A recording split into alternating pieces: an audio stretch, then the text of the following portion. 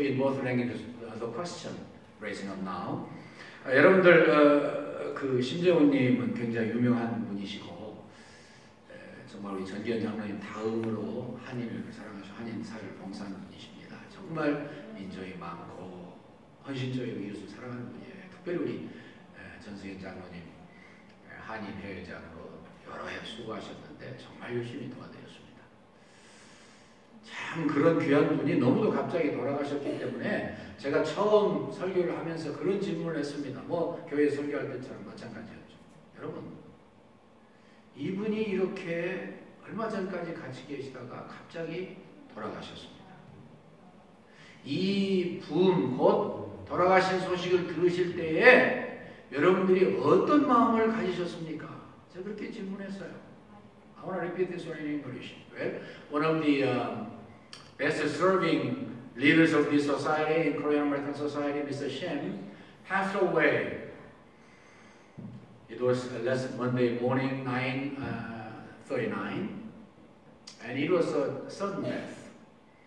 So the deceased family went to Atlanta because they used to use the funeral home there, which was very nice and was very orderly. And I have led 3 funeral services, and the first one was the viewing. And I asked each and everybody who came to console the deceased family. And I rose up a question. Okay, you heard this news that your deceased person passed away. And what is your first thought when you heard about it? 무슨 생각이 떠오르셨어요? 여러분들도 한번 마음속으로 대답해 보시죠. 굉장히 중요한 질문이거든요. 바로 옆에 계셨고 늘 사랑하셨고 늘 도와주셨고 마음이 좋으시니까 저도 어느 날 뭐 잘은 모르지만 식사를 하는데 그분이 벌써 인사를 했더니 밥값을 내니까 그분이 내셨어요. 그 이야기를 제가 이번에 못했습니다. 참 좋은 분이고 고마우신 분이고 그런 분들이 계시니까 한인은 운영되고 교포들이 사랑받잖아요. 성경을 받고. 그런데 그분이 정말 비교적 빨리 돌아가셨어요. 그래서 다 그 돌아가신 소식 듣고 충격받으셨어요. 그런데 문제는 그런 소식을 듣고 맨 먼저 무슨 생각이 떠오르셨어요? 살아있는 게 아니구나. 항상 정답을 말씀하시는 성장로님. 예, 맞습니다. 예, 살아있는 게 아닙니다. His answer is very wonderful because we felt that we were not alive. How short our life is. 정말 그렇습니다. 그렇다면 오늘 제가 I'm going to raise up the same question to you, and I wanna let you think about that and take that into the consideration into your heart. And you of course may say, well, how futile and vain our lives are. How futile it is. If this is the only life we have to live on the world and no more life, how futile our lives are. And how regretful and how that we have been negligent of our lives. And the same question may be related to the question today we have to raise up. Then what is the best life you are going to live? What do you think is the best life on the world?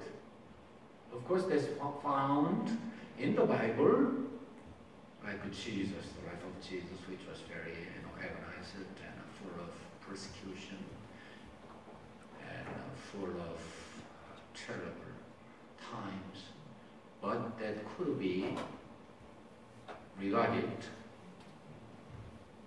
Can you listen to me? Okay.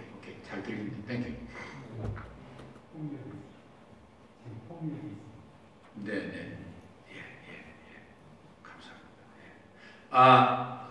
So, okay, then how can we lead our lives as best one?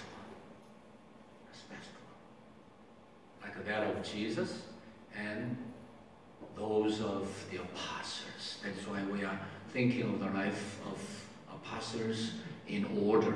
I have preached about the life of Peter and James, Jacob, sometimes James, and interpreting Jacob, but anyway. The third one was John, and the fourth one is now James. Oh, I'm sorry, the second one is Andrew, I'm sorry. Okay, Peter, Andrew, John, and Jacob today, James. Correct translation says Jacob, but James, okay? When we think about the life of James, when we think about him, what does come up in your mind? First thing, we may say two things. First one is he was a supplementary worker. He was not a leader that much, but he was a supplementary worker. When the leaders are gone, he was all of a sudden stand up and did a wonderful job instead of a leader.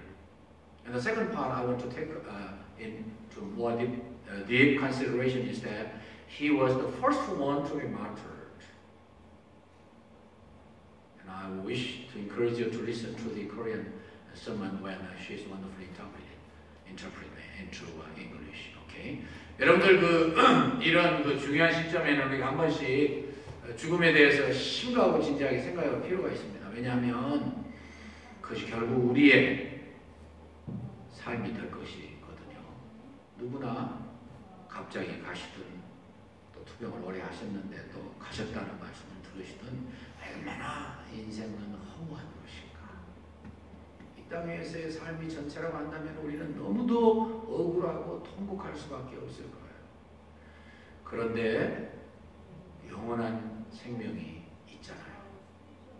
그래서 그분을 하나님 앞에서 만나기까지 최선을 다해서 준비해야 되고, 그런 의미로 우리가 사도들의 삶을 살펴본다고 생각하시면 좋겠습니다. 그렇다면 요한의 형이라고 그러죠. 야고보의 삶이, 그의 인생이 여러분들에게 설교되어질 때 맨 처음에 떠오르는 생각이 뭡니까? 야고보, 그럼 무슨 생각이 떠오르시죠? 두 가지 생각이 떠오를 것 같아요. 하나는 그도 요한하고 똑같이 굉장히 성질이 발발했거든요. 엄청났습니다. 근데 그가 변해서 하나님의 놀라운 사람이 되고, 그리고 초대교회 지도자가 된다는 거예요. 근데 특별히 그는 부족을 메꾸는, 빈자리를 채우는 그런 분이었어요. 두 번째는 그가 최초의 순교자였죠. 사도들 중에. 예, 시간이 많이 가지 않도록 여러분들과 제가 잘 이렇게 말씀으로 교제할 수 있어서 얼마나 감사합니다. 첫 번째는요, 그가 빈자리를 메꾸는 분이었습니다. 요약하면 그도 대단히 성질이 발발했죠. 잘 아시죠? 정말 변하는 사람이고 안 변할 것 같은 그런 사람이었습니다. 요한과 야고보 똑같았습니다. 왜냐하면 그냥 꽤 많이 훈련이 됐는데 이렇게 사마리아를 지나갈 때에 예수님을 영접하지 않는다고 지난번 요한 때 말씀을 했습니다마는 주여 불을 명하여 하늘에서 내려와서 저 사람들 다 태워버리게 하기를 원하십니까? 얼마나 무시무시한 말씀이에요, 사실.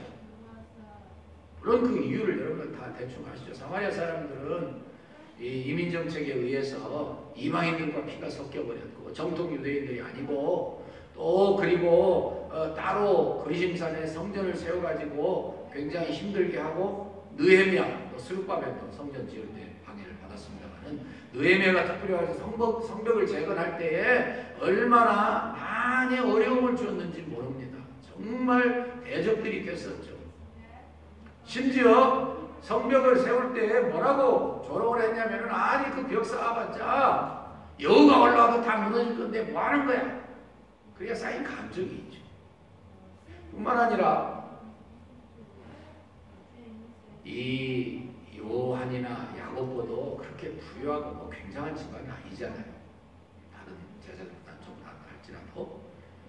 그래서 눌린 사람, 소외된 사람, 가난한 사람, 버려진 사람이 가지고 있는 기초적인 그런 그 사고방식을 가지고 있어서 조금만 건들면 그것이 감정적으로, 부정적으로 표출되는 그런 삶을 살았습니다.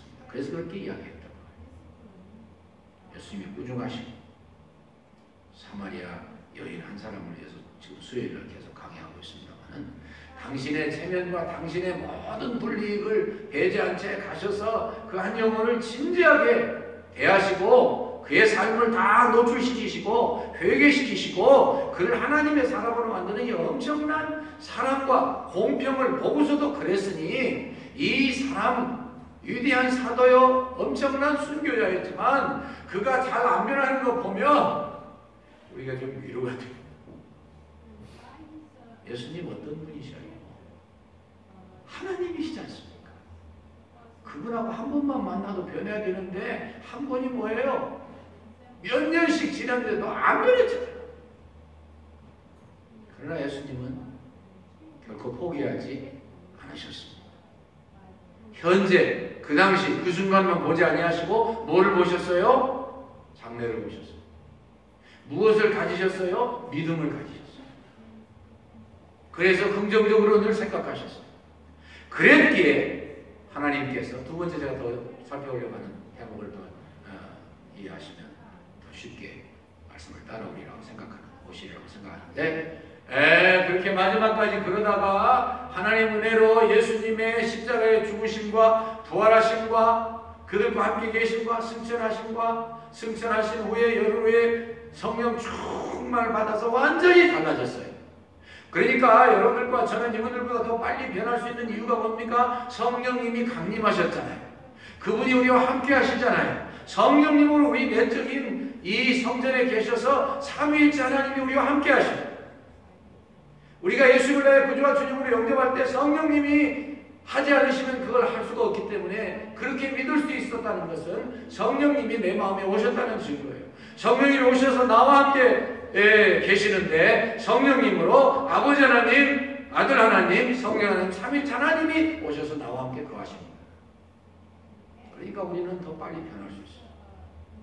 나도 잘 안 변하지만 내 사랑하는 형제, 내 사랑하는 자매, 집에서도 내 사랑하는 아내, 내 사랑하는 남편, 내 자식들, 또 우리 부모님 왜 그렇게 안 변해? 지긋지긋해. 아니에요. 하나님이 하시면 하시는 거예요. 그렇게 난리를 치고 하늘에서 불 멈추고 이러던 양반이 달라졌잖아요. 성령 충만 받아서. 하나님의 섭리 가운데 복음이 퍼져나가기 시작합니다. 그래서 사마리아까지 이르렀습니다. 물론 주된 사람은 빌립 집사님이었죠.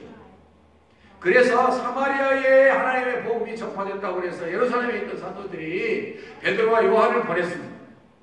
그때 물론 야고보도 역할을 하면서 적극 협력했고 특별히 사도행전 4장에서 베드로와 요한이 앞장서 복음을 증거할 뿐만 아니라 핍박당할 때 교회를 대변하고 그들이 어려움을 당하고 힘든 일을 만날 때에 야고보가 그 빈틈을 사고 들어와서 훌륭하게 교회를 이끌어 나가는, 우리는 누구나 다 리드를 해야만 속이 편하고 우리 한국 문화의 전통상 특별히 리더가 돼야만 마음이 편안한 그런 문화일지 몰라도 하나님의 사역은 그게 아니에요. 사람들에게 나타나고 사람들에게 보이고 사람들이 알아주고 사람들이 박수 치는 거 어떤 의미에서 하나님 나라에서는 별 필요가 없는 일이에요. 별 상관없는 일이에요. 아니 그것이 오히려 더 위험한 일이에요. 여러분들과 함께 제가 나누고 싶은 분이 한 분 계십니다. 닉 왈랜더라고 하는 분에 대한 이야기입니다. 그분은요 아마 지금 세계에서 가장 유명한 그런 줄타기 선수일 거예요. 네크레베트 그분은 7대째 줄타기 집안에서 태어난 사람이고 2살부터 줄타기를 배워서 현재 이 기네스북에 7가지 이 세계 기록을 보유합니다. 그분이 수년 전에 2012년에 전에도 다른 분이 그렇게 했지만 이분이 그 유명한 그 크고 웅장한 밑에서 보기만 해도 겁나는 나야가라 위에다가 줄을 쳐놓고 쫙 줄타기를 성공했습니다. 그 이듬해는 그 유명한 그랜드 캐년 위에다가 줄을 치고 성공적으로 패스했습니다. 그 이듬해는 시카고에서 높은 건물들이 많죠. 600피트가 넘는 이 초고층 건물들 위에다가 줄을 쳤는데 그것도 한 18도 이렇게 내려쳤어요. 그래서 거기에 5만 명이나 관중이 모였는데 그가 또 거기에서 성공적으로 물론 했겠죠. 줄타기를 쫙. 여러분 말이 그렇지 얼마나 손에 땀이 쥐어지고 그것을 끝냈을 때 박수를 치고 경탄을 금치 못하겠어요. 대성공을 했습니다. 5만 명이 모였습니다. 그런데 참 놀랍게도요. 그분이 이 줄타기를 끝내고 화재 같은 일이 하나 있었는데 내려와서 5만 명이나 모여서 모임을 가지고 쓰레기 버린 것들을 같이 쓰레기를 주었어요. 사람들이 말렸습니다. 아니 여보시오, 당신은 오늘의 영웅인데 당신은 존경받고 칭찬받고 박수 받으셔야 하는데 왜 이곳에 와서 이런 일을 합니까? 그때 그가 유명한 이야기 했습니다. 예, 저 좀요 겸손해지고 싶어서 그렇습니다. 난 체질적으로 상황적으로 겸손해지기가 어렵기 때문에 내가 일부러 이렇게 합니다. 자, 그 몸 그대로 번역한 거 설명해 볼게요. 이렇게 하지 않으면 내가 너무 교만해질 것 같아서요. 사실 3시간 동안 쓰레기를 줍는 일은 내 영혼에 매우 유익합니다. 다른 사람은 어쩔지 모르겠지만 내게는 겸손이 자연스럽지 않습니다. 늘 박수가 내니까 그렇겠죠. 그래서 스스로를 낮추는 상황을 만들어야 합니다. 그래야지 이 위태한 세상에서 내가 넘어지지 않을 수 있습니다. 예수님의 제자로서 나는 그분이 제자들의 발을 씻겼다는 것을 압니다. 그래서 나도 그렇게 합니다. 남을 섬기지 않으면 내 자아만 섬길 것이기 때문입니다. 저는 이 야고보의 삶을 보면서 다시 한번 마음에 생각합니다. 이분이 얼마든지 예수님의 세 제자 중에 언제나 이렇게 특별 취급받고 사랑을 받고 리더십을 발휘했는데 어느 날 갑자기 보니까 베드로가 요한이 앞서가고 자기는 어떤 의미에서 좀 뒤처지는 것 같잖아요. 근데 성경 어디를 봐도 이 야고보가 그것을 불평했거나 원망하지 않았습니다. 오히려 하나님이 어느 곳에서든지 만족하게 기쁘게 사용하시는 걸로서 감사하고 만족하고 기쁘게 섬겼습니다. 제자들의 한 면모 하나하나를 보면서 여러분들과 제가 지금 본받고자 하는데 이거 중요한 것 같아요. 교회 섬길 때 특별히 한국교회에 매우 필요한 것 같습니다. 교회도 마찬가지입니다. 저도 마찬가지입니다. 그런데 노력하고 있어요. 이 줄타기 선수 닉 왈렌더 같지는 못할지 몰라도 노력합니다. 예수님의 제자로서 나는 정말 주님을 본받고 싶습니다 하는 이 닉 왈렌더 그 말을 우리의 마음속에 울리는 것. 두 번째는요, 그런 최초의 순교자였습니다. 잘 아시죠? 뭐 설명이 뭐 필요해요. 헤롯이 아주 못된 짓을 많이 했어요. 헤롯은 예수님의 생명을 죽이려고 베들레헴 주위에 있었던 2살짜리 아들 다 죽여버렸습니다. 잔인한 존재들. 그의 아들 헤롯 안디바는 세례 요한의 그 위대한 종을 목을 잘랐습니다. 자기 알량한 자존심 지키기 위해서. 다 아시죠? 근데 그의 이 대헤롯의 손자 되는 헤롯 아그리빠가 이 야고보를 목을 쳤어요. 최초의 순교자. 그게 아마 이런 사연이 있었지 않습니까? 마지막 예수님께서 십자가를 지시기 한 주일 전 지난번 설계했으니까 살롬의 어머니가 와가지고서 요한하고 야고보를 들이대면서 주여 주의 왕국이 임하시면 제 아들 한 사람은 예수님의 오른편에 한 사람은 왼편에 앉게 해주십시오. 원래 그랬던 사람이에요. 아까 첫 번째 대제 설명에 도움되는 말씀입니다. 사실 그렇게 안 변하고 그렇게 안 달라지고 그렇게 장난치하고 그렇게 서로 높아지려고 했던 그런 존재들이 잘 모르고 그래? 너 내가 마시는 잔 마실 수 있니 너희들? 모르고 대답한 거예요 사실은. 예? 근데 마음 같으면 당연히 그렇게 이야기해. 물론이죠. 그렇게 했겠죠. 근데 잘못 약속했어도 책임져야 돼. 중요한 것입니다. 하나님 앞에는요 진실만이 있지 뭐 무슨 농담, 가식, 뭐 무슨 봐주는 건 없습니다. 그렇다고 해서 그의 생애가 이렇게 됐다 말하기는 좀 조심스럽지만 그건 사실이에요. 그래서 그가 맨 처음 순교자가 되고 그 형제 요한은 맨 마지막까지 제가 이 설교에서 가장 어려운 건 당한 게 사실. 그렇다고 해서 그가 실패했습니까? 아니죠. 가장 영광스럽게 삶을 살았죠. 주님을 위해서 순교할 수 있다니요. 기회가 안 와서 그렇지 그 참 영광스러운 일이 어디 있습니까? 겁나는 일이지만 영광스러운 건 사실이에요. 그가 목이 잘렸습니다. 아이 그렇지. 얼마나 두렵고 어렵고 힘들고 고통스러웠겠어요. 근데 이 주님 은혜로 감당하고 목이 잘리고 나면 얼마나 감격하고 찬송하고 기뻐하면서 하나님 앞에 섰겠어요. 여러분들이나 저나 계속 의문을 가지고 있고 특별히 제가 이런 설교할 때 늘 고민했던 중요 과제 중에 하나가 뭐냐면 그러면 그 야고보를 본받자고 설교해야 될 텐데 우리는 어떻게 해야 되는 거냐?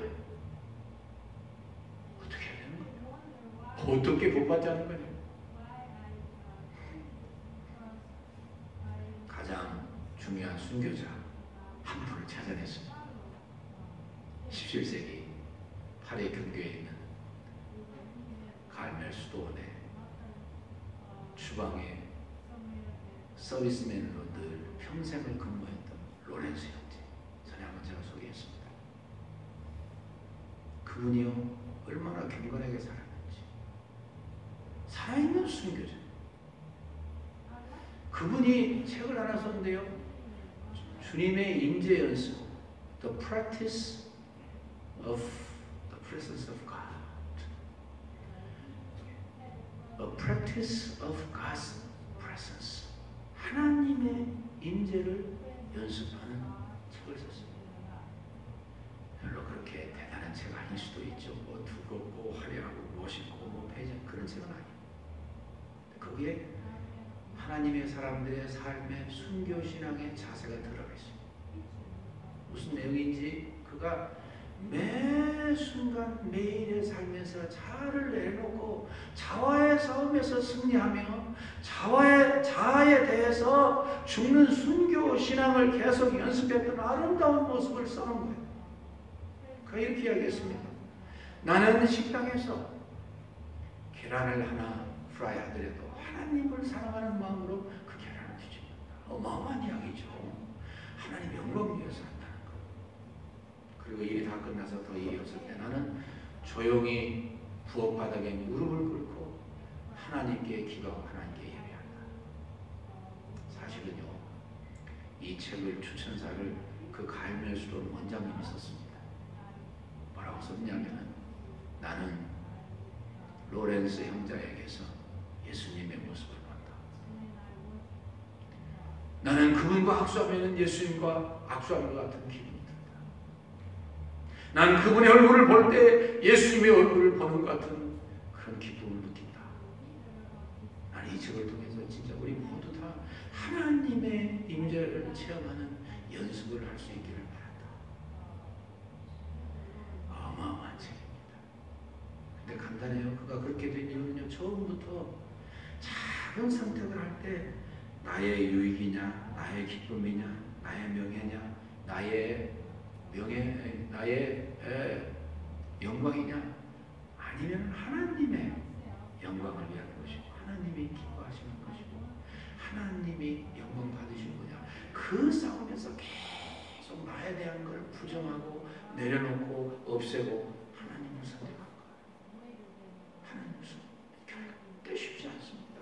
그런데 그렇게 살다 보니까 이분은 비록 부엌에서 같은 수사인데도 불구하고 부엌에서 밥을 짓고 식사를 제공하고 서비스를 하면서도 그것이 조금도 문제가 안 되는 것이고 오히려 그 자리가 하나님의 임재를 느끼는 자리였어요.